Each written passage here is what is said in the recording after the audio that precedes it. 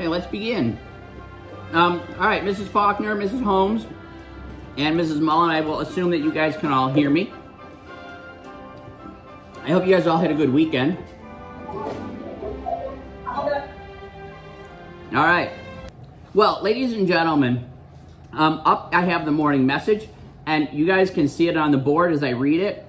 You guys can see that today we will continue reading Harry Potter and the Chamber of Secrets, and we will complete another set of notes.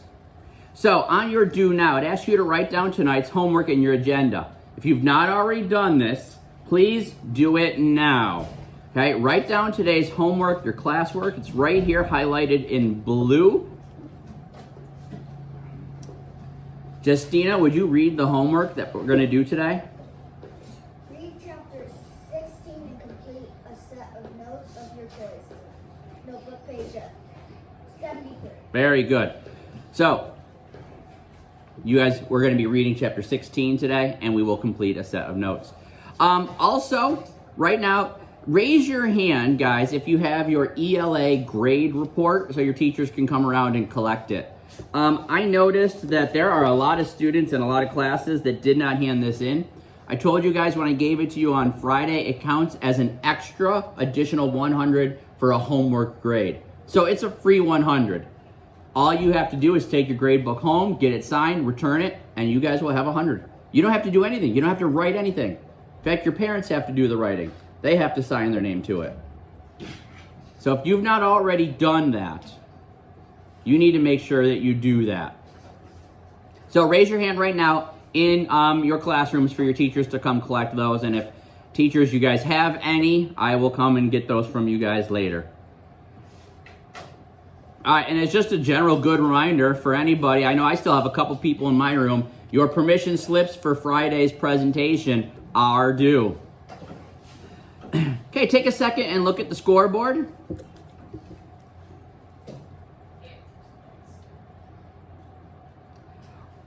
Right now, Hufflepuff and Slytherin are kind of closing in on Ravenclaw. They're only behind them by about 400 points or so.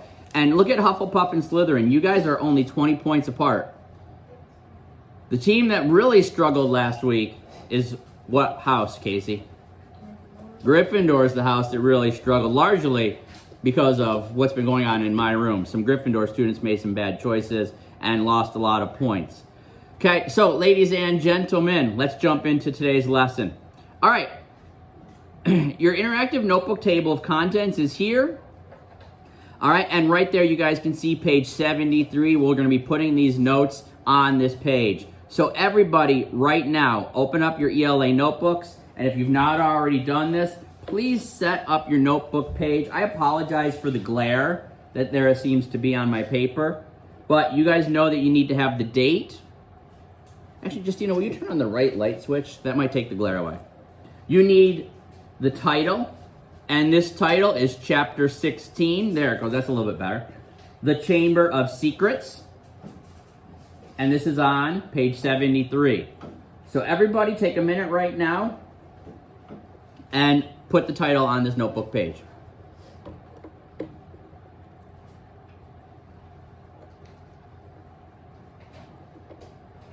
Once you have your title, Frank, we're actually going a little bit backwards. Go to page 42 in your notebook and decide what note-taking strategy you guys want to try.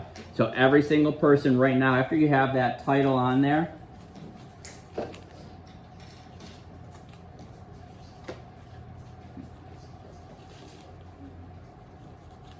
go on back to page 42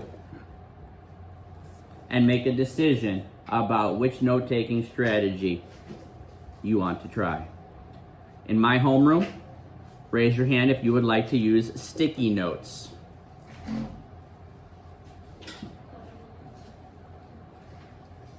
Mr. Kimball, we're most out here, Mr. Hall. We go on. Absolutely, go for it. Thank you, see you later. Yes, have a good morning. Anyone else in my room need sticky notes? Casey, if you're going to play with those sticky notes, you will not be allowed to do sticky notes.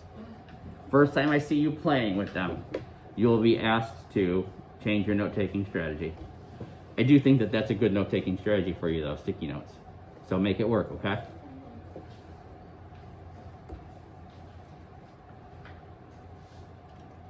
All right, let's hear from a couple people here in my room. What note-taking strategy have you decided to try today? All right, Piper, which one are you going to do today? I'm doing a t-shirt because like they're really fun to use. All right, what's on one? So Piper said she's going to do a T-chart. What are on the two sides of your T-chart? The left side is questions, the right side is important details. All right, she's got the left side set up so she could write down questions, and on the right side is where she's going to put all of her important details. Okay, Michelle. List. Okay, why a list? Why did you pick that one? It helps me write summaries better, and I just like it because I've been doing it for a while. Okay, you know I like lists. All right, Alicia, which one did you pick today? A list.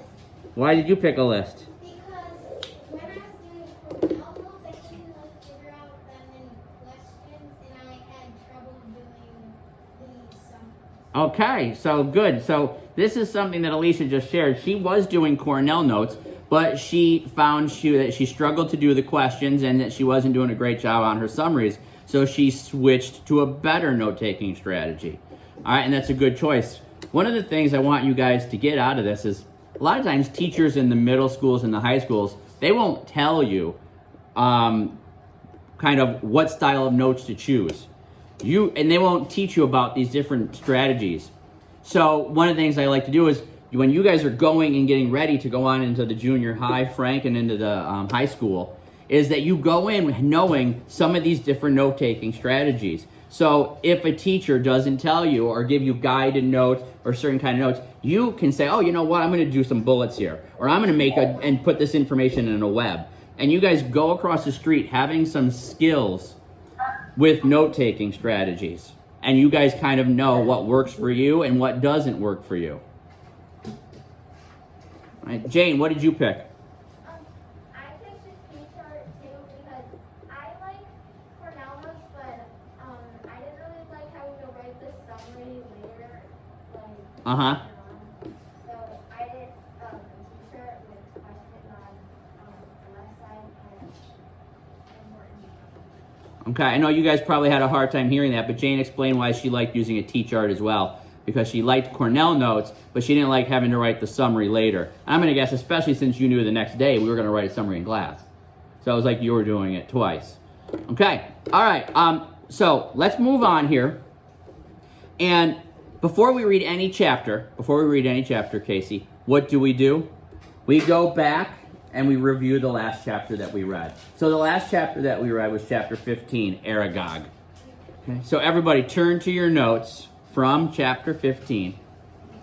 And before we jump into today's reading, let's remind ourselves about where we're at in our story. Okay, so who can start us off? What happened in this chapter? John, take us towards the beginning of the chapter. Don't go right to the end. Everyone was scared, but Drake's still Malfoy that Dumbledore left. All right, good. So at this point in the school year, everybody seems to be scared, except for Draco. All right, remember, Harry had just lost Dumbledore. Hagrid is gone. Hermione's been petrified. All right. Michelle? Ernie apologizes to Harry. All right. Okay. Parker? Not only is Malfoy like happy, he's just happy and he's like gloating that his father was the one to deliver Dumbledore's suspension. Okay. Let's get to the important stuff, though. The chapter's called Aragog. Piper? Harry and Ron see the spiders on their balcony and they use invisibility cloaks to go to Hagrid's hut and get Fang. Okay, stop there, okay, because you did a great job. Piper just said that Harry and Ron see the spiders and they go and they use the invisibility cloak and they they go to Hagrid's hut to get Fang and then they follow the spiders into the forest. Now we're getting to the important stuff. What happened in the forest, Alicia? They were taken by 3 huge spiders and they meet Aragog, Hagrid's old pet. Okay, good. They meet Aragog, Hagrid's old pet. What do they learn from him, Jane? They learned that Hagrid wasn't the one who opened the Okay, in this chapter we learn it wasn't Hagrid that opened the Chamber of Secrets. John? And also that he's not the monster that was in the chamber, and he did not kill the girl of 50 years. Very good. Aragog is not the monster from the chamber. He did not kill the girl 50 years ago. Rylan?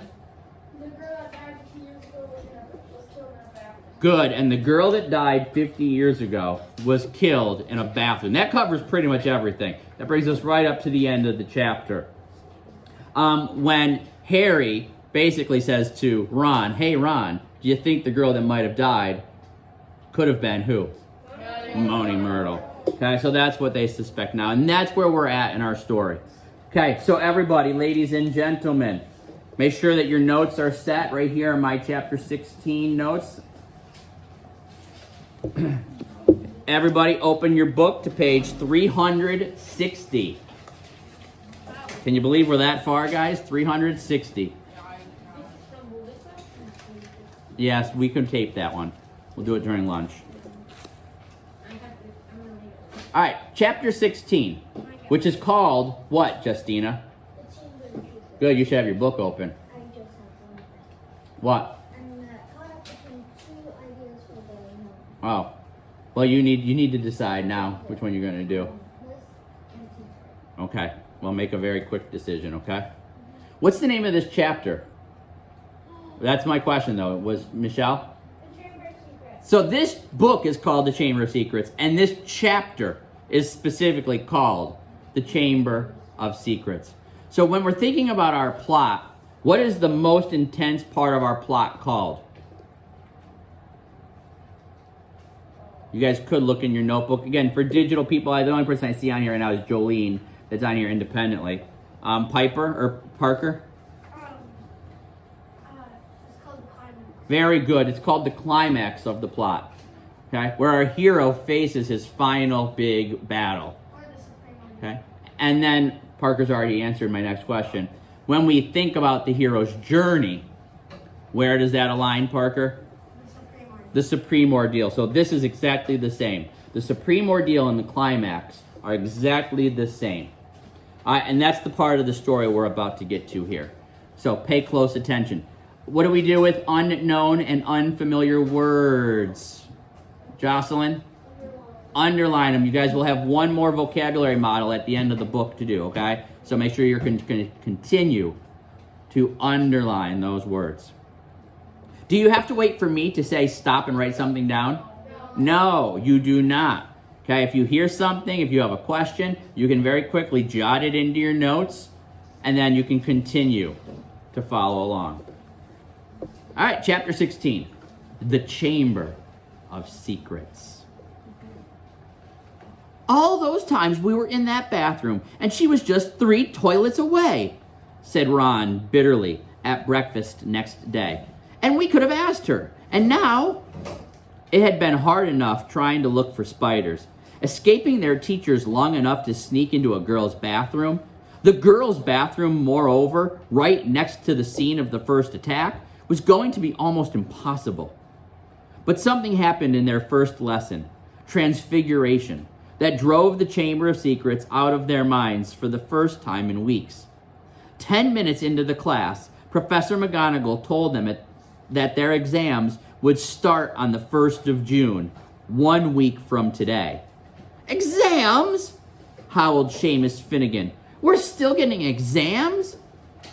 There was a loud bang behind Harry as Neville Longbottom's wand slipped, vanishing one of the legs on his desk. Professor McGonagall restored it with a wave of her wand and turned, frowning, to Seamus. The whole point of keeping the school open at this time is for you to receive your education, she said sternly. The exams will therefore take place as usual, and I trust you all are studying hard. Studying hard. It had never occurred to Harry that there would be exams with the castle in this state. There was a great deal of mutinous muttering around the room, which made Professor McGonagall scowl even more darkly. Professor Dumbledore's instructions were to keep the school running as normally as possible, she said, And that, I need hardly point out, means finding out how much you have learned this year. Harry looked down at the pair of white rabbits he was supposed to be turning into slippers. What had he learned so far this year? He couldn't seem to think of anything that would be useful in an exam. Ron looked as though he'd just been told he had to go and live in the Forbidden Forest. Can you imagine me taking exams with this? He asked Harry, holding up his wand, which had just started whistling loudly. 3 days before their first exam, Professor McGonagall made another announcement at breakfast. I have good news, she said, and the great hall, instead of falling silent, erupted. Dumbledore's coming back! Several people yelled joyfully. You've caught the heir of Slytherin, squealed a girl at the Ravenclaw table.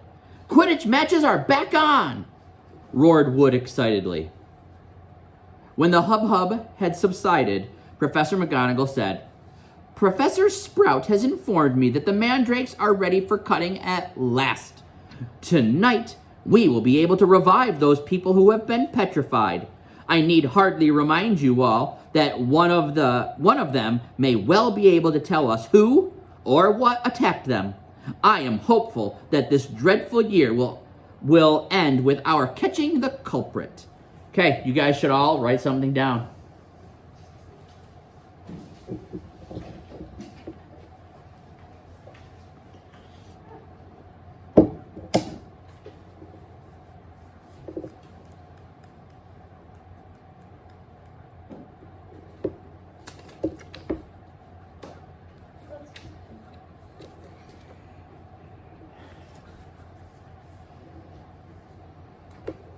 All right, so what might be something that you wrote down in your notes? Give them quick. Alicia? The mandrakes are ready, and when they heal people, the people might be able to tell them what monsters. Very good. And again, in your notes, I don't know if you wrote it that same way, but the Mandrake draft is almost ready to be made. And that means the people who are petrified might be able to tell us who or what attacked them. Okay, so that should be in your notes somewhere. Jane, anything else? What's that? No, Dumbledore's not coming back. This is what people yelled when McGonagall said, I have news. Professor Sprout has informed. So she comes in and she says, I have good news. And all the kids start shouting out what they want to have happened. So one kid shouted out, Dumbledore's coming back. Another kid shouted out, you've caught the heir of Slytherin. Another kid shouted out, Quidditch matches are back on. And I imagine McGonagall standing up there, just sitting there waiting. Or saying, I will talk when you guys are all quiet. Okay, but no, Dumbledore is not coming back. Quidditch matches are not back on. The good news is that the Mandrakes are ready to be made into the Mandrake Restorative Draft. And that means the people that have been attacked can be healed. It's also what time of year? Summer. It's almost summertime. We've made it to almost the end of the year. Harry and Ron are getting ready for their end-of-year exams. This is something J.K. Rowling does very well at, again, helping you understand the timeline of her stories. She doesn't have to come over and smack you over the head by saying, hey, it's almost summertime, okay? She's setting that up at the beginning of each chapter. She addresses what is the setting, when and where are we now in our story, okay? So we're near the end of the year, and the kids are getting ready for their exams. All right, and the ones that have been attacked might be able to be healed. There was an explosion of cheering. Harry looked over at the Slytherin table and wasn't at all surprised to see that Draco Malfoy hadn't joined in. Ron, however, was looking happier than he'd looked in days. It won't matter that we never asked Myrtle then, he said to Harry. Hermione will probably have all the answers when they wake her up. Mind you, she'll go crazy when she finds out we've got exams in 3 days' time.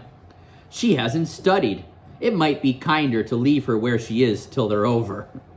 Just then, Ginny Weasley came over and sat down next to Ron. She looked tense and nervous, and Harry noticed that her hands were twisting in her lap.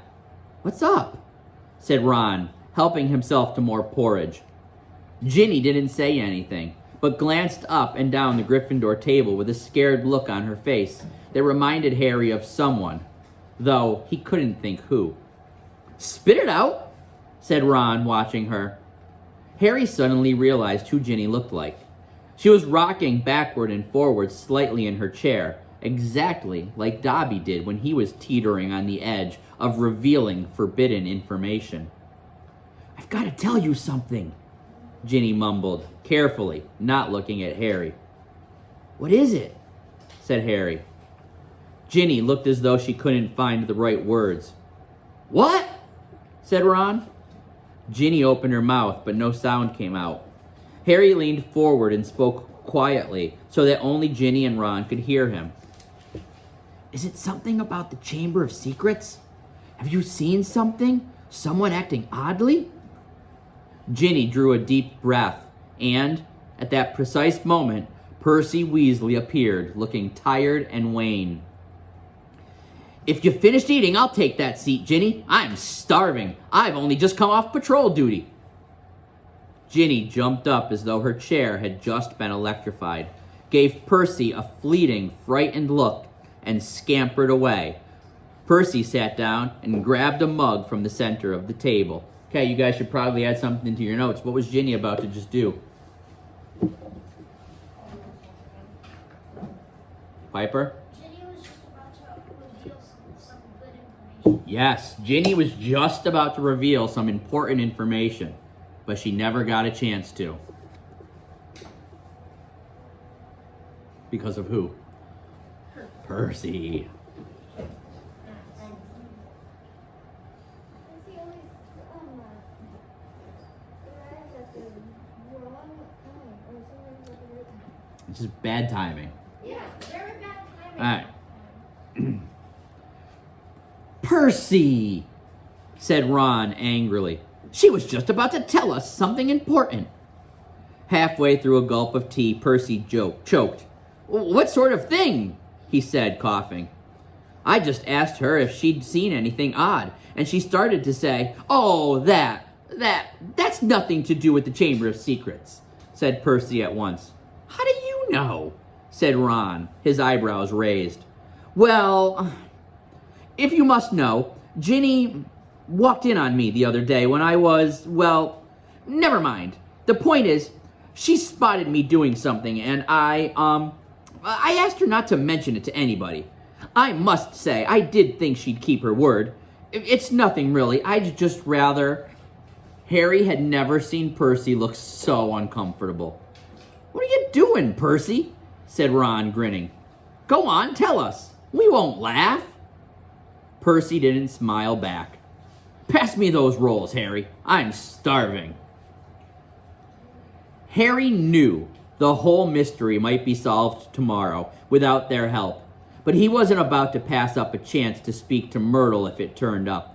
And to his delight, it did. Mid-morning, when they were being led to History of Magic by Gilderoy Lockhart.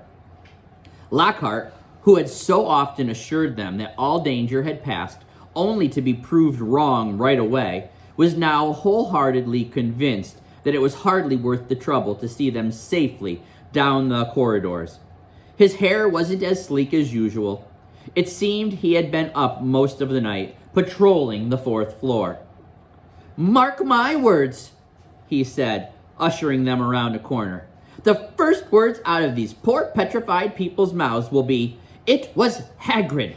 Frankly, I am astounded Professor McGonagall thinks all these security measures are necessary." "Well, I agree, sir," said Harry, making Ron drop his books in surprise. "Thank you, Harry," said Lockhart graciously, while they waited for a long line of Hufflepuffs to pass. "I mean, we teachers have quite enough to be getting on with without walking students to classes and standing guard all night." "That's right," said Ron, catching on. "Why don't you leave us here, sir? We've only got one more corridor to go." "You know, Weasley, I think I will," said Lockhart. "I really should go and prepare my next class." And he hurried off. So, Ron and Harry just did what? Just told the almanac. next class. Yeah, but what did they do? What did they have to do, Piper? They had to lie to get away. Okay, they had to lie. They tricked him, right? Didn't they? They tricked him into leaving them alone. What are the teachers supposed to do? What are the teachers supposed to do, Jane? They're supposed to walk the kids to the next class. Very good. All right, and so there was no way for Harry and Ron to go question Myrtle if the teachers were always with them. So they tricked Lockhart. So, of course, where are Harry and Ron going now? Justina? To Moaning Myrtle's bathroom. To go to Moaning Myrtle's bathroom. Prepare his class, Ron sneered after him. Gone to curl his hair, more like. They let the rest of the Gryffindors draw ahead of them, then darted down a side passage and hurried off toward Moaning Myrtle's bathroom. But just as they were congratulating each other on their brilliant scheme, Potter, Weasley, what are you doing? It was Professor McGonagall, and her mouth was the thinnest of thin lines. We were, Ron stammered. We were going to go and see Hermione, said Harry. Ron and Professor McGonagall both looked at him. We haven't seen her for ages, Professor, Harry went on hurriedly, treading on Ron's foot. And we thought we'd sneak into the hospital wing, and tell her the mandrakes are nearly ready, and, not to worry. Professor McGonagall was still staring at him, and for a moment, Harry thought she was going to explode. But when she spoke, it was in a strangely croaky voice. Of course, she said, and Harry, amazed, saw a tear glistening in her beady eye. Of course, I realize this has all been hardest on the friends of those who have been. I quite understand. Yes, Potter, of course, you may visit Miss Granger. I will inform Professor Binns where you've gone. Tell Madame Pomfrey I have given my permission. Harry and Ron walked away, hardly daring to believe they'd avoided detention. As they turned the corner, they distinctively heard Professor McGonagall blow her nose. Okay, add something into your notes. Quick, what did they have to do to McGonagall? They had to lie to her. So now this is 2 teachers they've lied to. Do you have your book, Sophia? Okay, good. I don't think this is a good day for that. Well, we could be for those people that are writing questions. What's a question that you might put down? Rylan? Do you think Professor McGonagall was faking it or not? Okay, I think there's better questions, though. Piper? What does Ginny know? Okay, we could be asking ourselves, what do you think Ginny knows? But even right now, specifically here, about these guys, they just told 2 lies. They lied to Lockhart, and they tricked him, and now they've lied to McGonagall. If you were Harry and Ron, would you lie to Professor McGonagall and give the right to get to the Moaning Myrtle's bathroom? If you were Harry and Ron, would you do this lying that these guys are doing? And then we could take it even further. Is lying ever really, is it good to ever lie? All right. Yes, to me, questions about lying are the kinds of good discussion questions, okay, that could win you guys a round of best question. All right. We have to keep reading, though, because if we don't keep reading, we will run out of time. All right, we're going to continue reading. And we'll have all the time we need tomorrow for our discussion.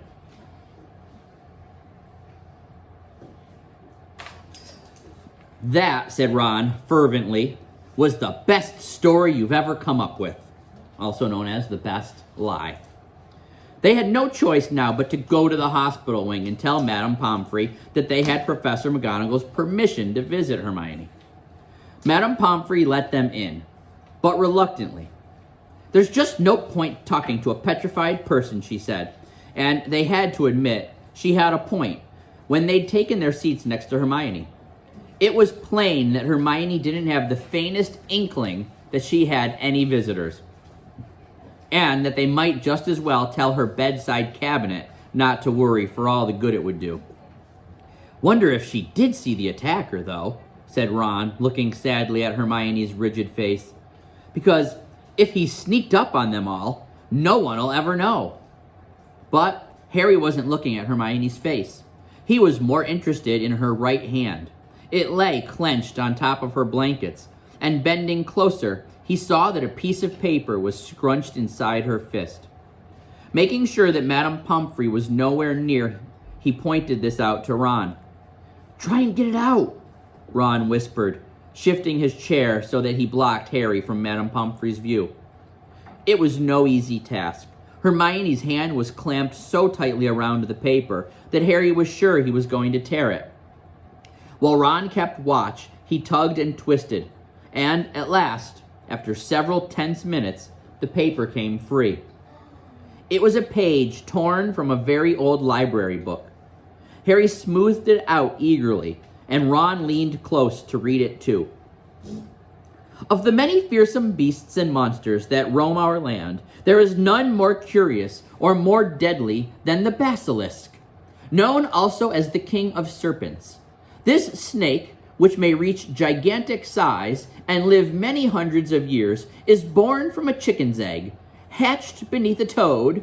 Its methods of killing are most wondrous, for aside from its deadly and venomous fangs, the basilisk has a murderous stare, and all who are fixed with the beam of its eyes shall suffer instant death. Spiders flee before the basilisk, for it is their mortal enemy, and the basilisk flees only from the crowing of the rooster, which is fatal to it."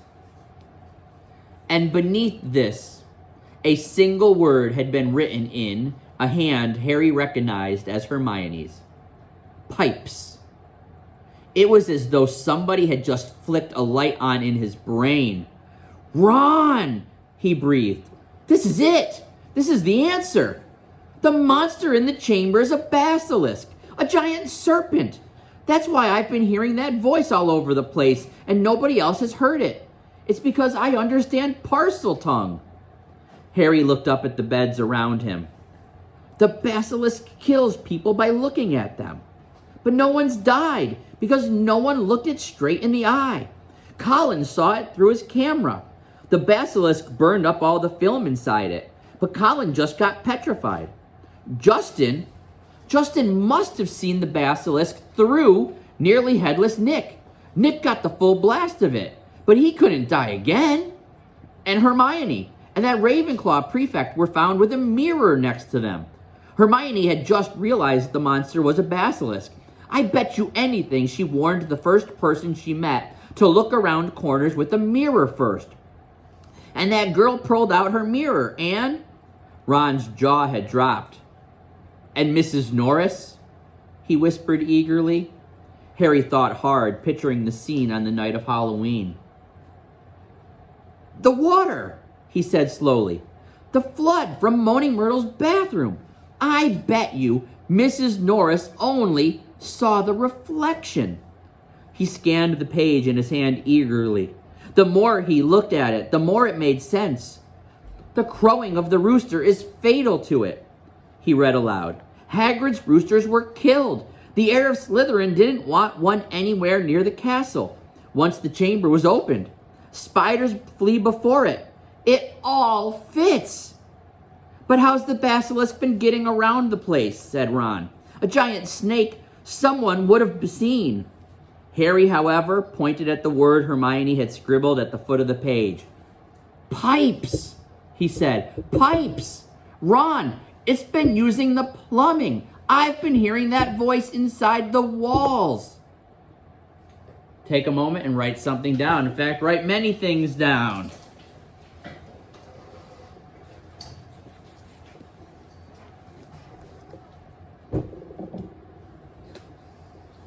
I would focus on what Harry and Ron have just learned from the piece of paper in Hermione's hand.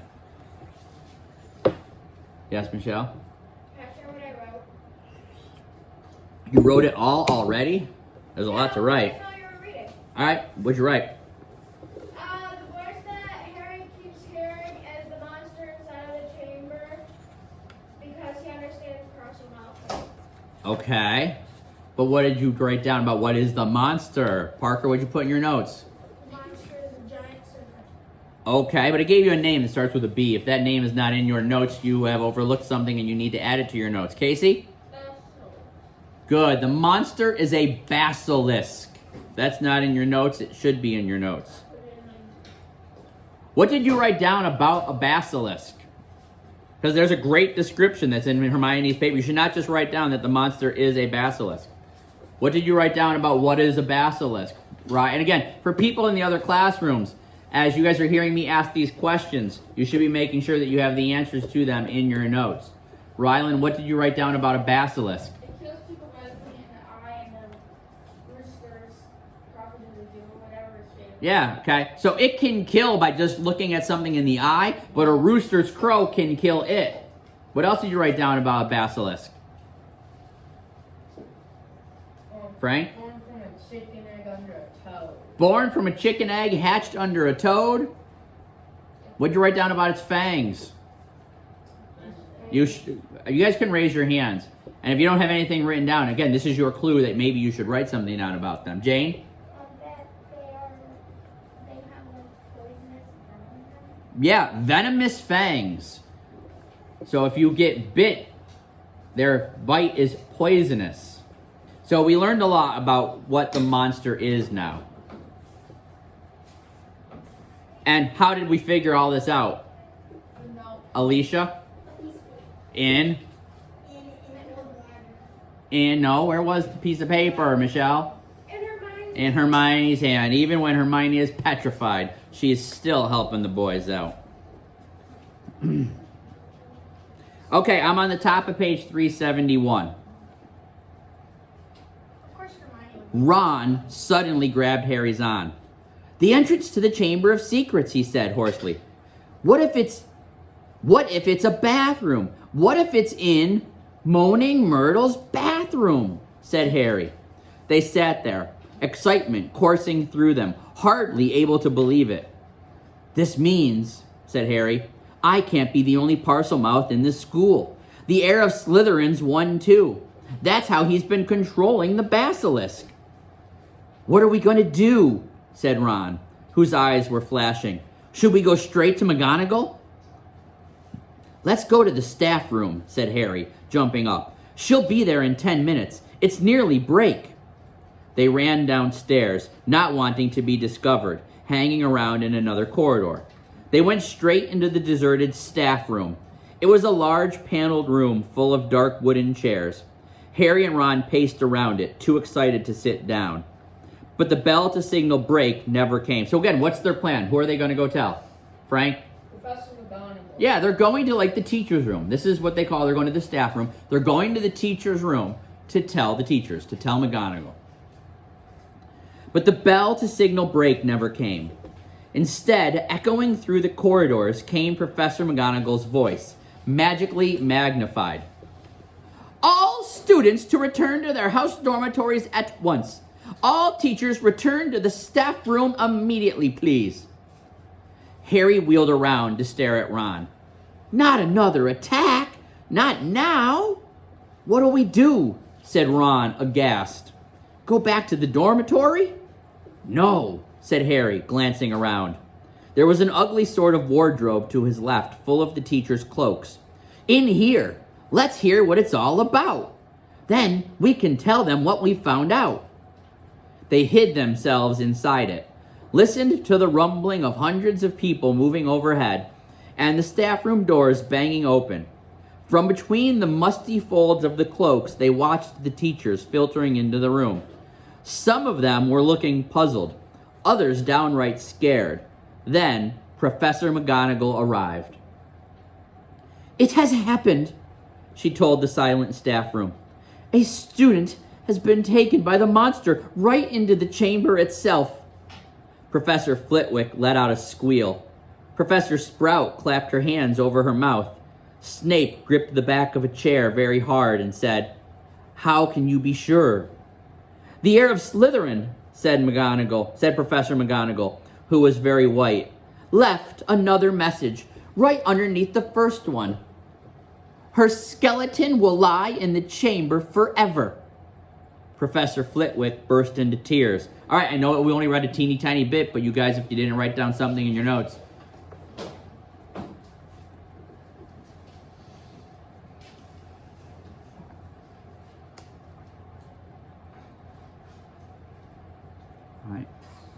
Sophia, what are you writing? I'm going to write that the monster has taken a student. Good. The monster has taken a student into the chamber. What's his plans for the person that he took? What's his plans for the person, Frank? To keep their skeleton there. Right, so Kill them. to kill them, thank you. In order for her skeleton to be there forever, okay, a student has been taken. And that student, whoever it is, their life is in danger. Page 373. Professor Flitwick burst into tears. "Who is it?" said Madam Hooch, who had sunk weak-kneed into a chair. "Which student?" "Ginny Weasley," said Professor McGonagall. You all know what you should do in your notes now. Harry felt Ron slide silently down onto the wardrobe floor beside him. "We shall have to send all the students home tomorrow," said Professor McGonagall. "This is the end of Hogwarts. Dumbledore always said." The staff room door banged open again. For one wild moment, Harry was sure it would be Dumbledore. But it was Lockhart, and he was beaming. "So sorry, dozed off. What have I missed?" He didn't seem to notice that the other teachers were looking at him with something remarkably like hatred. Snape stepped forward. "Just the man," he said. "The very man. A girl has been snatched by the monster, Lockhart. Taken into the chamber itself. Your moment has come at last." Lockhart blanched. "That's right, Gilderoy," chipped in Professor Sprout. Weren't you saying just last night that you've known all along where the entrance to the Chamber of Secrets is?" I sputtered Lockhart.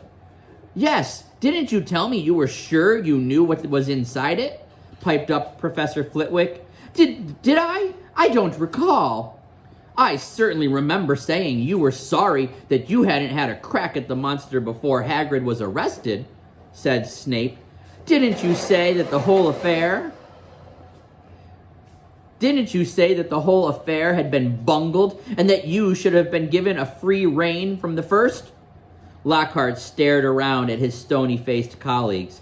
I really never... You may have misunderstood." "Well, we'll leave it to you then, Gilderoy," said Professor McGonagall. "Tonight will be an excellent time to do it.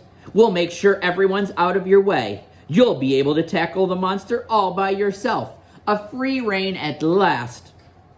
Lockhart gazed desperately around him, but nobody came to the rescue. He didn't look remotely handsome anymore. His lip was trembling, and in the absence of his usually toothy grin, he looked weak-chinned and feeble. "Very well," he said. I'll be in my office, getting ready." And he left the room. "Right," said Professor McGonagall, whose nostrils were flared. "That's got him out from underneath our feet. The heads of the houses should go and inform their students what has happened. Tell them the Hogwarts Express will take them home first thing tomorrow. Will the rest of you please make sure no students have been left outside their dormitories?" The teachers rose and left, one by one. Okay, take a moment and add something into your notes.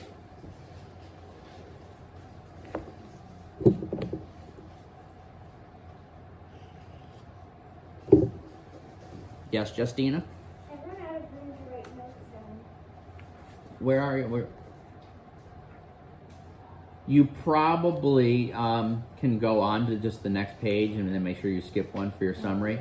But also, usually your questions side would be a little bit smaller than your important details side. That might help you in the future. All right, so you guys should write down what's happening to the school. Guys, raise your hand. What's happening to the school? And this should be in your notes. John? It's getting closed down. The school is getting closed down. If that's not in your notes, it should be. The school is getting closed down. Now, yeah, if you go finish, please do it one time.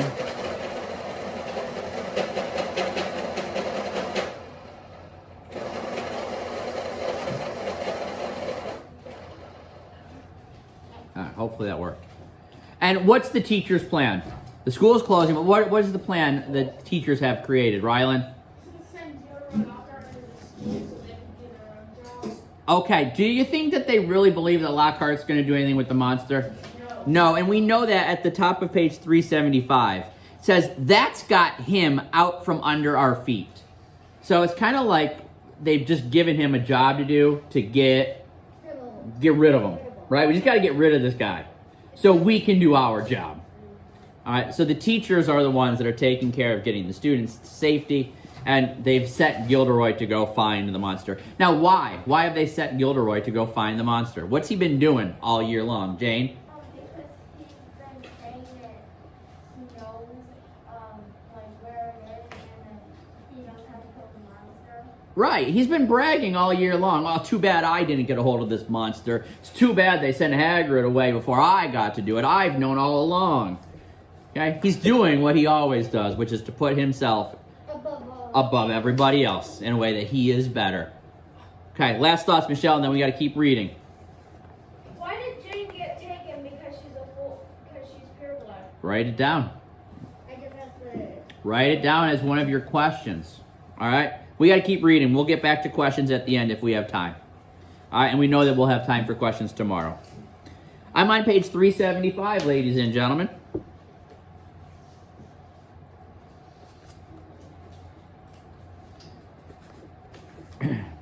It was probably the worst day of Harry's entire life. He, Ron, Fred, and George sat together in a corner of the Gryffindor common room, unable to say anything to each other. Percy wasn't there. He had gone to send an owl to Mr. and Mrs. Weasley, then shut himself up in his dormitory. No afternoon ever lasted as long as that one, nor had Gryffindor Tower ever been so crowded, yet so quiet. Near sunset, Fred and George went up to bed, unable to sit there any longer. "She knew something, Harry," said Ron, speaking for the first time since they had entered the wardrobe in the staff room. "That's why she was taken. It wasn't some stupid thing about Percy at all. She'd found out something about the Chamber of Secrets. That must be why she was..." Ron rubbed his eyes frantically. I mean, she was a pureblood. There can't be any other reason." Harry could see the sun sinking, blood red, below the skyline. This was the worst he had ever felt. If only there was something they could do. Anything. "Harry," said Ron, "do you think there's any chance at all that she's not... you know?" Harry didn't know what to say. He couldn't see how Ginny could still be alive. "Do you know what?" said Ron. "I think we should go and see Lockhart. Tell him what we know. He's going to try and get into the chamber. We can tell him where we think it is, and tell him it's a basilisk in there." Because Harry couldn't think of anything else to do, and because he wanted to do something, he agreed. The Gryffindors around them were so miserable and felt so sorry for the Weasleys that nobody tried to stop them as they got up, crossed the room, and left through the portrait hole. Write down in your notes what their boys are going to go do. What are Harry and Ron going to do?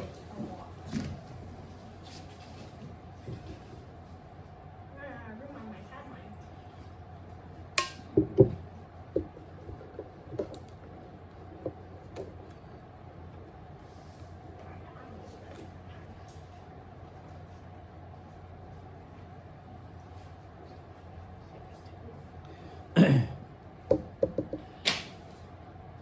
All right. So, Frank, what are Harry and Ron going to do? They're gonna go help Lockhart. Good. They're going to go help Lockhart. Harry and Ron are going to help Lockhart. And right now, we know the school is getting closed. There were a couple people in my room who are asking questions. Did anybody write a question about the closing of Hogwarts? Again, another possible good discussion question. We could go back right now, and in hindsight, we could ask, was closing the school last year in March, was it the right decision? Was it a good... I'm not asking you to answer it. I'm asking you to think that that's the kind of discussion question. If we were to go back, would we still have closed it? Was it a good decision? What was the results of that decision? And right now, Hogwarts is getting ready to get closed. Should Hogwarts be closed because the child was taken? Is it the right decision? Okay? Is Professor McGonagall and the rest of the teachers and the governors, are they making the right decision to close the school? I don't want you to answer it, Piper. I want you to think about, like, this is the people, because again, you're writing questions. I think Jane was, Justina, you said you were doing a T-chart with some questions. These are the kinds of questions that when we're done reading would make for a really good discussion question for us to discuss whether or not it was a good decision. Is it the right decision to close Hogwarts? Is it the right decision to send all the students home?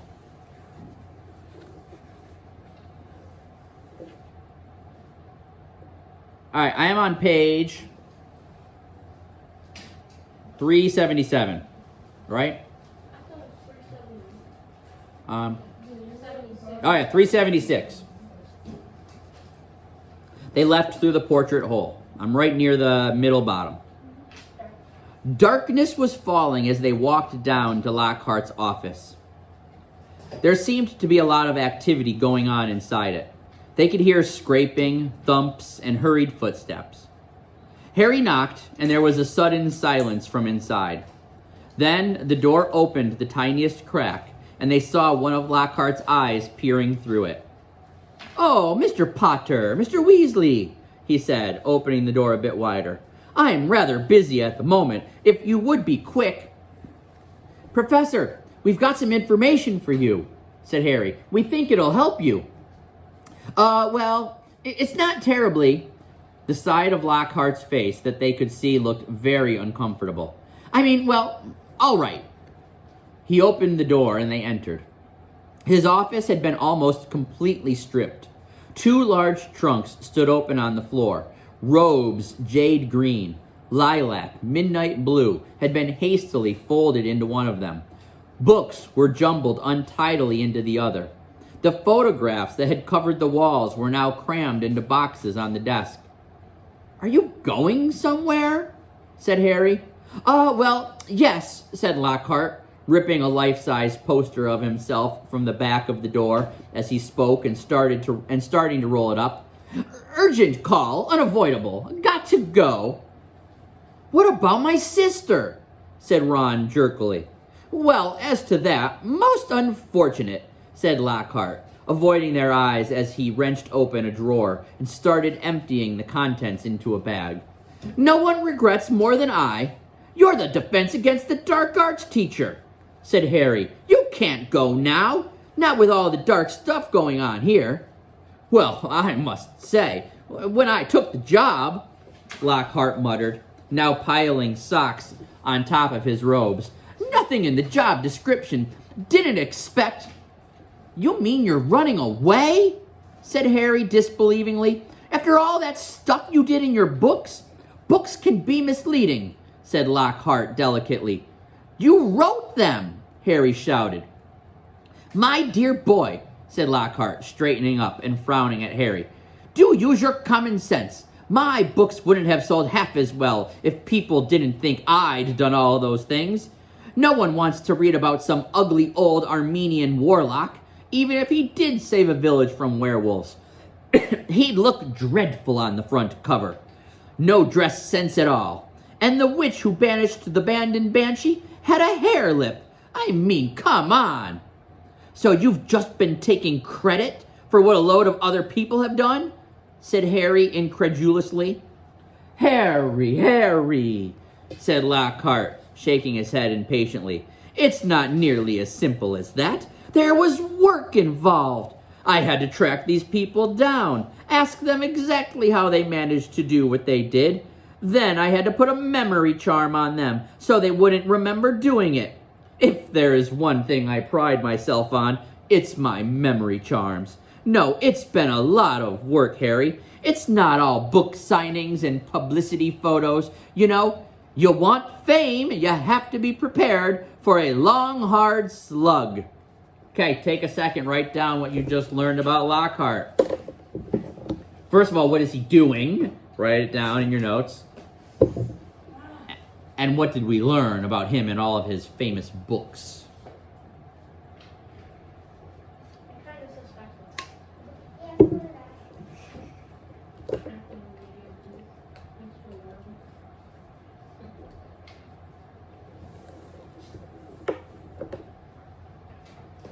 You pay attention. All right, so first, in your notes, what was Lockhart doing? What was Lockhart doing, Jonathan? Leaving. Running away is the words I would use. But John said leaving. He was leaving. He was leaving the school. I would say running away.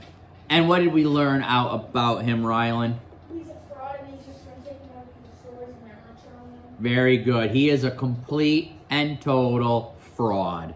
He's not done anything that he said he's done. There's only one thing that he seems to be good at, which is what? Rylan, you mentioned it in your answer. Memory charms. That is it. So those are the two things you should write down. Okay, when Harry and Ron go to help Lockhart, he's actually running away. And we learn that he's a complete and total fraud. All right, on page 379, near the top. He banged the lids of his trunks shut and locked them. Let's see, he said. I think that's everything. Yes, only one thing left. He pulled out his wand and turned to them. Awfully sorry, boys, but I will have to put a memory charm on you now. Can't have you blabbing my secrets all over the place. I'd never sell another book. Harry reached his wand just in time. Lockhart had barely raised his when Harry bellowed, Expelliarmus! Lockhart was blasted backward, falling over his trunk. His wand flew high into the air. Ron caught it and flung it out of the open window. Shouldn't have let Professor teach us that one, said Harry furiously, kicking Lockhart's trunk aside. Lockhart was looking up at him, feeble once more. Harry was still pointing his wand at him. What do you want me to do? Said Lockhart weakly. I don't know where the Chamber of Secrets is.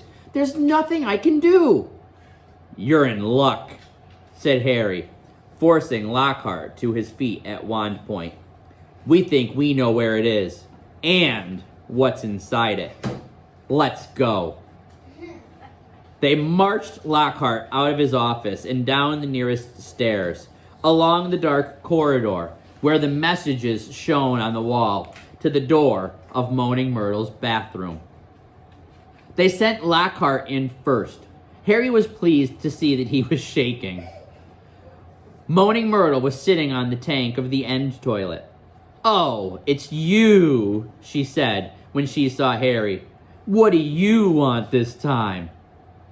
To ask you how you died, said Harry.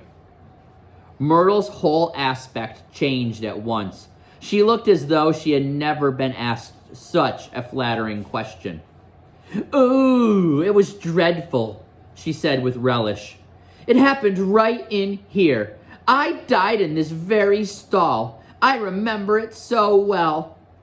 I'd hidden because Olive Hornby was teasing me about my glasses. The door was locked and I was crying. And then I heard somebody come in. They said something funny, a different language. I think it must have been. Anyway, what really got me was that it was a boy speaking. So I unlocked the door to tell him to go and use his own toilet. And then... Myrtle swelled importantly, her face shining. I died. How? Said Harry. No idea, said Myrtle in hushed tones. I just remember seeing a pair of great, big, yellow eyes. My whole body sort of seized up, and then I was floating away. She looked dreamily at Harry. And then I came back again. I was determined to haunt Olive Hornsby. You see, oh, she was sorry she'd ever laughed at my glasses. Take a minute, add to your notes.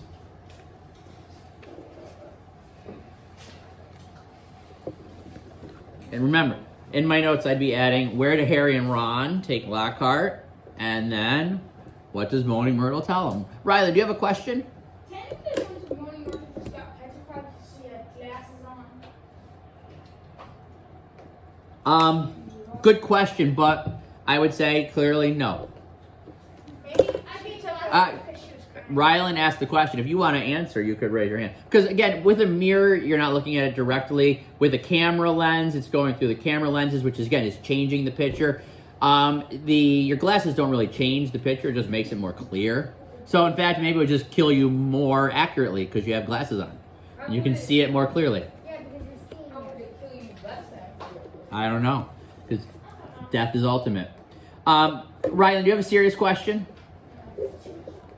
It's a good question. I mean, but again, clearly, Glenn, the water was a reflection. Okay? Seeing through nearly headless Nick was seeing through a ghost. Seeing through, what was the other ones? The camera lens. Again, the camera lens actually takes it and turns the camera. It does a lot of things with the picture. So again, it's going through multiple lenses and mirrors and changing it in order to print either on film or now it's digital, so it'd be very different. Yeah. All right, I'm going to keep reading. Jane? I actually can say because about the glasses thing, but if you have good eyes without glasses, technically the glasses make it harder to see instead of. So maybe wearing glasses that blur up an image so badly that you can no longer recognize it would work if you were a person that had perfect vision. I don't know. I'm not an expert on basilisks and whether or not they can kill you with your glasses. Alright, but I'm also, it's kind of an irrelevant question. It's an interesting, fun question to talk about, but ultimately, in the grand scheme of our story, it's rather irrelevant. We do know that Moaning Myrtle was killed by a pair of eyes. Big yellow She was eye. killed by big yellow eyes. Let's keep reading. Alright. And you guys should have written down in your notes that Harry and Ron take Lockhart with them. All right, I'm on the top of page 381. Where exactly did you see the eyes? Said Harry. Somewhere there, said Myrtle, pointing vaguely towards the sink in front of her toilet. Harry and Ron hurried over to it. Lockhart was standing well back, a look of utter terror on his face. It looked like an ordinary sink. They examined every inch of it, inside and out, including the pipes below. And then Harry saw it. Scratched on the side of one of the copper taps was a tiny snake. That tap's never worked, said Myrtle brightly as he tried to turn it on. Harry, said Ron, say something. Something in Parseltongue. But Harry thought hard. The only times he'd ever managed to speak Parseltongue were when he'd been faced with a real snake. He stared hard at the tiny engraving, trying to imagine it was real. Open up, he said. He looked at Ron, who shook his head. English, he said. Harry looked back at the snake, willing himself to believe it was alive. If he moved his head, the candlelight made it look as though it were moving. Open up, he said, except that the words weren't what he heard. A strange hissing had escaped him, and at once the tap glowed with a brilliant white light and began to spin. Next second, the sink began to move. The sink, in fact, sank right out of sight, leaving a large pipe exposed, a pipe wide enough for a man to slide into. Harry heard Ron gasp and looked up again. He had made up his mind what he was going to do. I'm going down there, he said.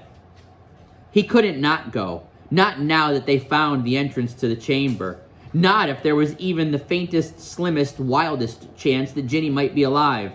Me too, said Ron. There was a pause. Okay, take a second. Question, people. Man, I would love to hear you guys put a really good question down right now. First of all, what have Harry and Ron just done? What have they done, Sophia? They have just opened the entrance to hopefully to the Chamber of Secrets. They just opened the entrance to the chamber. And I also have a question. What question? And how did the basilisk speak to Myrtle? She's not a person. Didn't have to speak to her. It just stared at her Okay. eyes. Yeah, but listen, that's not the question that you should be thinking about. She said it said something in person, like a weird hissing. You can still hear it. everybody heard Harry speak parcel tongue, but they can't understand it. Yeah. So when Harry talked to the snake, they all heard him, but they heard him speaking a different language. So Myrtle heard a voice, But she couldn't understand what they said. okay? Would you go into the chamber? If you were, yeah, see, it's the idea. If you were Harry, would you go down? We also, again, could ask, you guys don't ask this often, but again, is this a good decision? In this moment, is the right decision to go down into the chamber? What other choices does Harry have? What are some of the options that Harry and Ron have right now? Because Harry says, I'm going down. I've made up my mind, I'm going down. But there are other decisions, Michelle. So, can the, I don't know how to say that. No, but what are the options they have? Taylor, stay or go? Okay, but Well, they could throw Lockhart down and wait to hear his screams, and then they know that he was gone, and it was definitely dangerous. okay. You guys laugh, but he said throw Lockhart down. That's an option. But Harry's like, I'm going to go down. Get one of the teachers. Thank you. Get one of the teachers. Go get McGonagall. Or Snape. Or Snape or anyone. Okay? They are 12-year-old students going up against a monster in the Chamber of Secrets that has killed someone. Now they know what the monster is. They've opened it. And still, they're going down. So they have an option. They could do nothing. They could tell a teacher, or they could go into that chamber themselves. And so, again, the discussion question, guys, here is if you were Harry and Ron, what would you do? Would you go into the chamber? But also, is this a good decision? Let's talk about it afterwards. We can talk about it afterwards. We'll have time. I mean, they do have Okay. a teacher. Let's finish the reading, and then the classrooms will have time to work on the discussion questions. And we'll have time to talk about that. Yeah, but as you're reading, look for these places where the characters are making decisions and they're doing things. This is clearly a choice that Harry's making. And again, we can ask ourselves, what would we do if we had the same choice to make? And then we can also just evaluate, was it the right choice for Harry to make? Right? Did you say that Ron, like, All right, I'm back on page 382. There was a pause. Well, you hardly seem to need me, said Lockhart with a shadow of his old smile. I'll just... He put his hand on the doorknob, but Ron and Harry both pointed their wands at him. You can go first, Ron snarled. White-faced and wandless, Lockhart approached the opening. Boys, he said, his voice feeble. Boys, what good will it do? Harry jabbed him in the back with his wand. Lockhart slid his legs into the pipe. I really don't think, he started to say, but Ron gave him a push, and he slid out of sight. Harry followed quickly. He lowered himself slowly into the pipe, then let go. It was like rushing down an endless, slimy, dark slide. He could see more pipes branching off in all directions, but none as large as theirs, which twisted and turned, sloping steeply downward. And he knew that he was falling deeper below the school than even the dungeons. Behind him, he could hear Ron thudding slightly at the curves. And then, just as he had begun to worry about what would happen when he hit the ground, the pipe leveled out, and he shot out of the end with a wet thud, landing on the damp floor of a dark stone tunnel, large enough to stand in. Lockhart was getting to his feet a little ways away, covered in slime and white as a ghost. Harry stood aside as Ron came whizzing out of the pipe too. We must be miles under the school, said Harry, his voice echoing in the black tunnel. Under the lake, probably, said Ron, squinting around at the dark, slimy walls. All three of them turned to stare into the darkness ahead. Lumos, Harry muttered to his wand, and it lit again. Come on, he said to Ron and Lockhart, and off they went, their footsteps slapping loudly on the wet floor. The tunnel was so dark that they could only see a little distance ahead. Their shadows on the wet walls looked monstrous in the wand light. Remember, Harry said quietly as they walked cautiously forward. Any sign of movement, close your eyes right away. But the tunnel was quiet as the grave, and the first unexpected sound they heard was a loud crunch as Ron stepped on what turned out to be a rat's skull. Harry lowered his wand to look at the floor and saw that it was littered with small animal bones, trying very hard not to imagine what Ginny might look like if they found her. Harry led the way forward around a dark bend in the tunnel. "Harry, there's something up there," said Ron hoarsely, grabbing Harry's shoulder. They froze, watching. Harry could just see the outline of something huge and curved, lying right across the tunnel. It wasn't moving. "Maybe it's asleep," he breathed, glancing back at the other two. Lockhart's hands were pressed over his eyes. Harry turned back to look at the thing, his heart beating so fast it hurt. Very slowly, his eyes as narrow as they could make them and still see, Harry edged forward, his wand held high. The light slid over a gigantic snake skin of a vivid poisonous green, lying curled and empty across the tunnel floor. The creature that had shed it must have been 20 feet long at least. "Blimey," said Ron weakly. There was a sudden movement behind them. Gilderoy Lockhart's knees had given away. "Get up," said Ron sharply, pointing his wand at Lockhart. Lockhart got to his feet. Then he dived at Ron, knocking him to the ground. Harry jumped forward, but too late. Lockhart was straightening up, panting, Ron's wand in his hand, and a gleaming smile back on his face. "The adventure ends here, boys," he said. "I shall take a bit of this skin back up to the school, tell them I was too late to save the girl, and that you two tragically lost your minds at the sight of her mangled body. Say goodbye to your memories." Okay, write something down in your notes.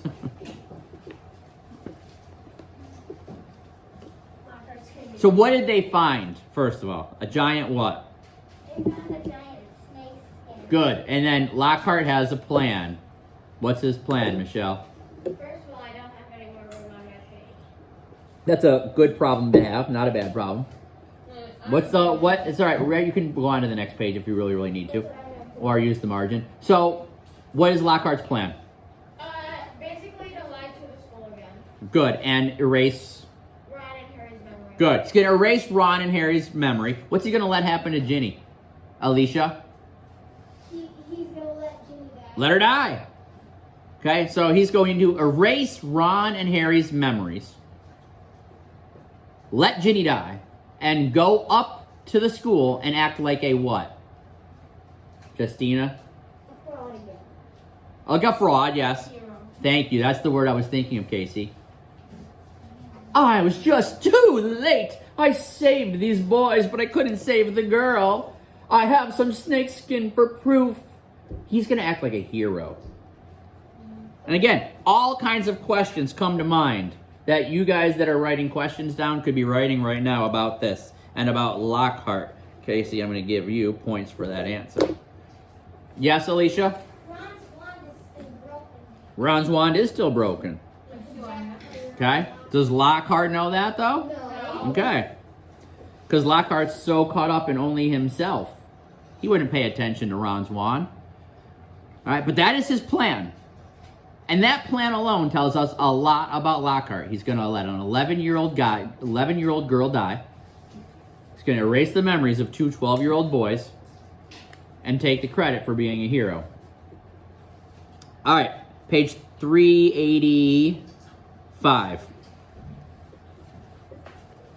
He raised Ron's spello-taped wand high over his head and yelled, "Obliviate!" The wand exploded with the force of a small bomb. Harry flung his arms over his head and ran, slipping over the coils of snake skin, out of the way of great chunks of tunnel ceiling that were thundering to the floor. Next moment, he was standing alone, gazing at a solid wall of broken rock. "Ron!" he shouted. Are you okay, Ron? I'm here, came Ron's muffled voice from behind the rock fall. I'm okay. This Git's not, though. He got blasted by the wand. There was a dull thud and a loud ow. It sounded as though Ron had just kicked Lockhart in the shins. What now? Ron's voice said, sounding desperate. We can't get through. It'll take ages. Harry looked up at the tunnel ceiling. Huge cracks had appeared in it. He had never tried to break apart anything as large as these rocks by magic, and now didn't seem a good moment to try. What if the whole tunnel caved in? There was another thud and another ow from behind the rocks. They were wasting time. Ginny had already been in the Chamber of Secrets for hours. Harry knew there was only one thing to do. Wait there, he called to Ron. Wait with Lockhart. I'll go on. If I'm not back in an hour... There was a very pregnant pause. I'll try to shift some of this rock, said Ron, who seemed to be trying to keep his voice steady. So you can get back through. And Harry? See you in a bit, said Harry, trying to inject some confidence into his shaking voice. And he set off, alone, past the giant snake skin. Soon, the distant noise of Ron straining to shift the rocks was gone. The tunnel turned and turned again. Every nerve in Harry's body was tingling unpleasantly.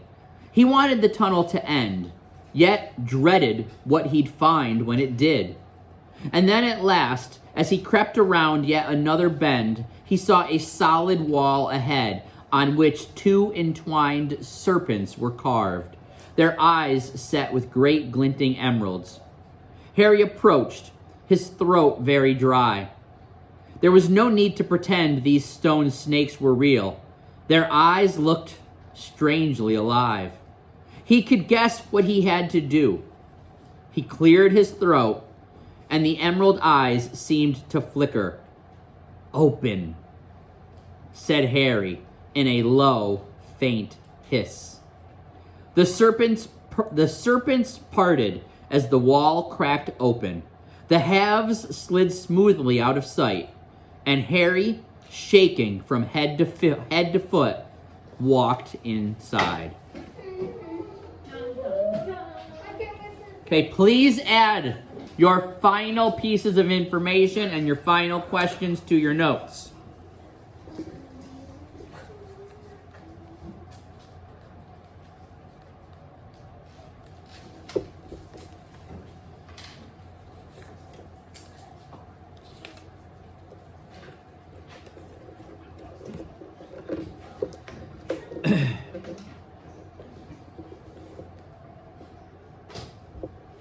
Okay, what are some of the final things that you guys are putting in your notes? Jane? That Harry left alone to find Ginny. Good. Very important that you have that down in your notes. Harry goes on, I don't know if that's the word you, but Harry goes on alone to find Ginny.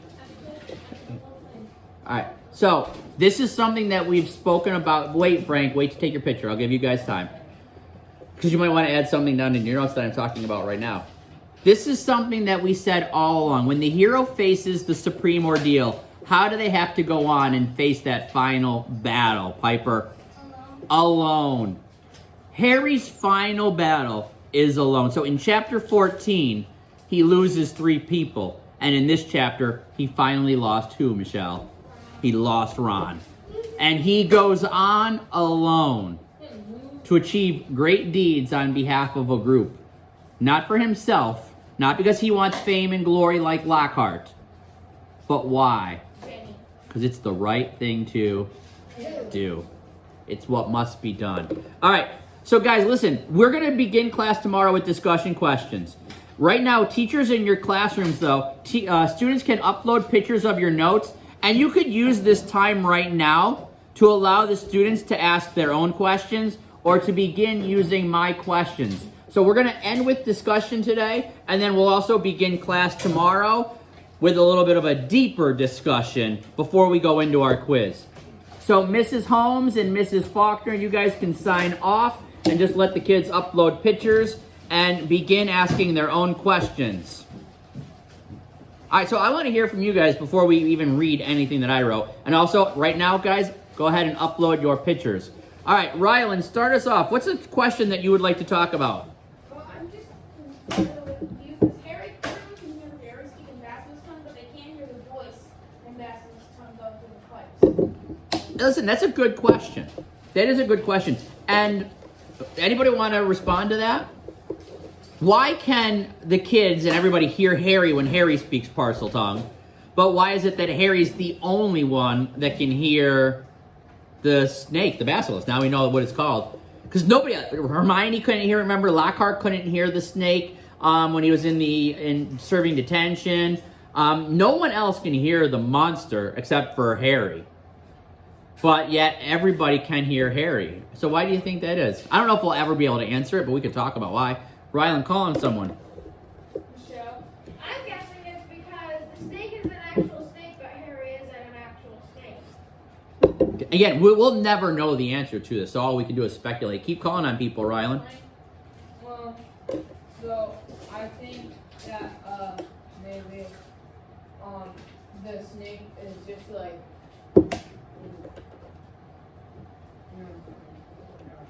All right. Jonathan? I agree with Michelle because, like, he's not really a snake, so it's different.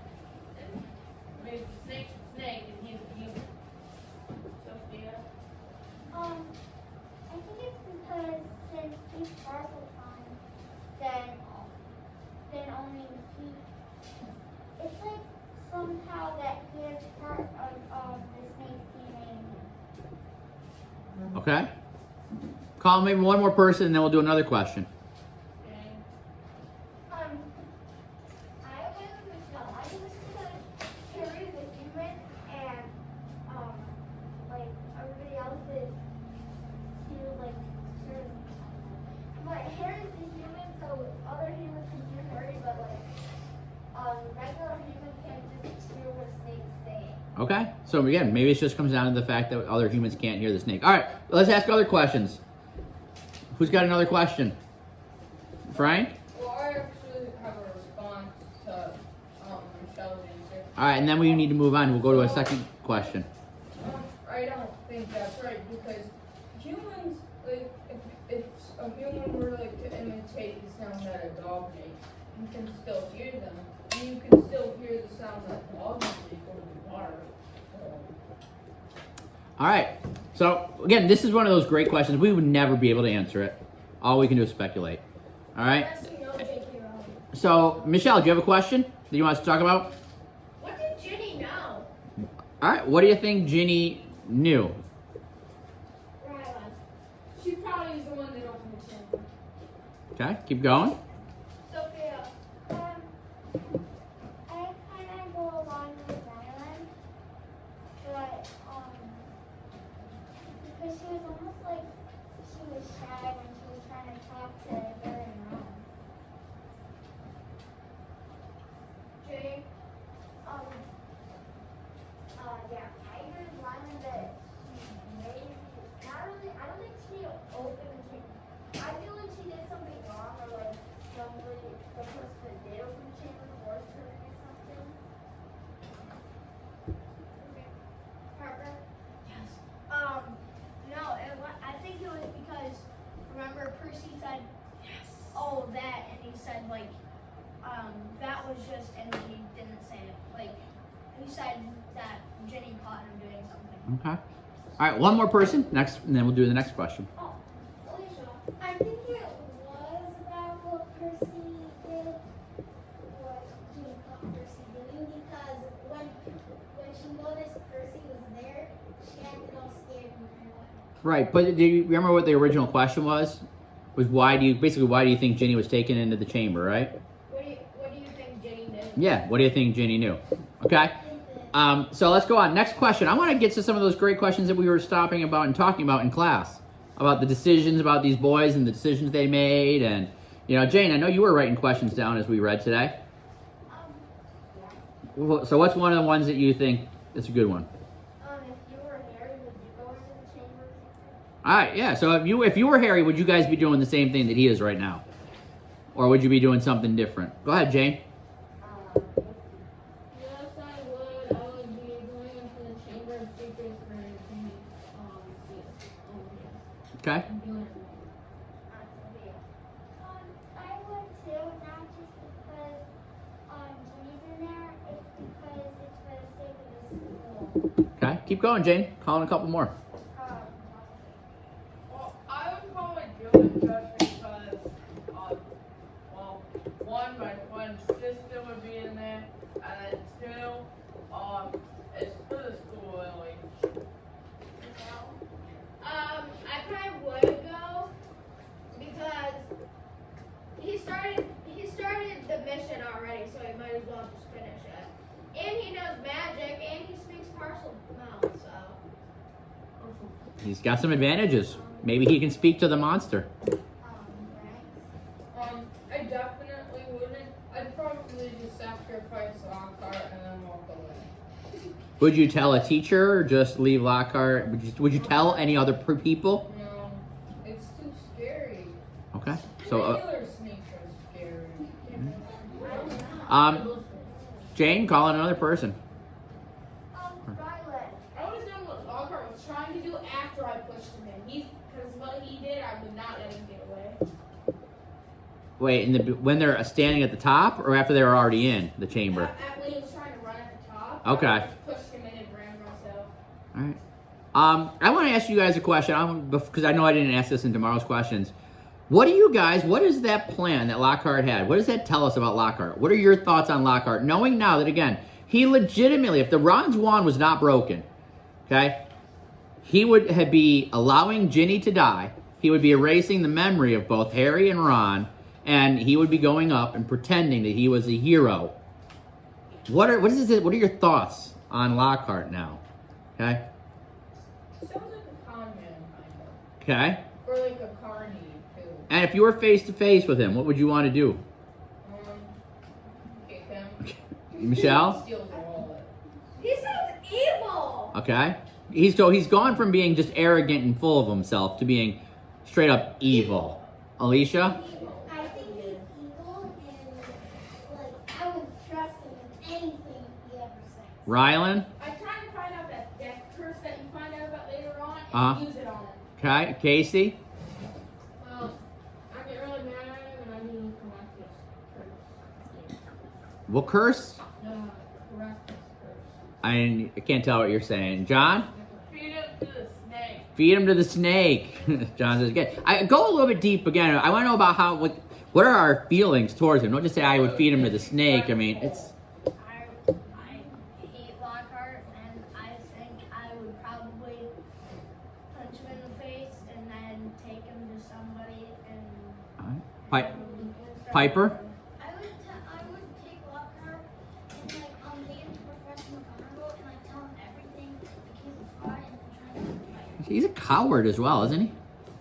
He's a coward. He's afraid. He's running away. He's a coward. He's a fraud. He's disgusting that he's wanting to do this, Jane. I don't know. I would hate Lockhart, and I would also probably kick him in the face. You want to kick him? Yeah, I mean, what he does in this chapter is I think it's pretty unforgivable. Sophia? I think he's like a criminal, and also I'd probably do what Piper did, but instead of taking him to Professor McGonagall, I'd probably take him to the Ministry of Magic and tell them, and then they'd probably put him in Azkaban. He's made a lot of money, and he's got a lot of fame. And what's he doing? He's stealing. He's stealing other people's identities, other people's feats and achievements, and he's calling them his own. All right, you guys listen. If you've not already uploaded a picture, upload a picture. All right. If you've not uploaded a picture, upload a picture. We have to go promptly at 11:01 after Mrs. Faulkner. Frank and then Justina. Yes, Casey.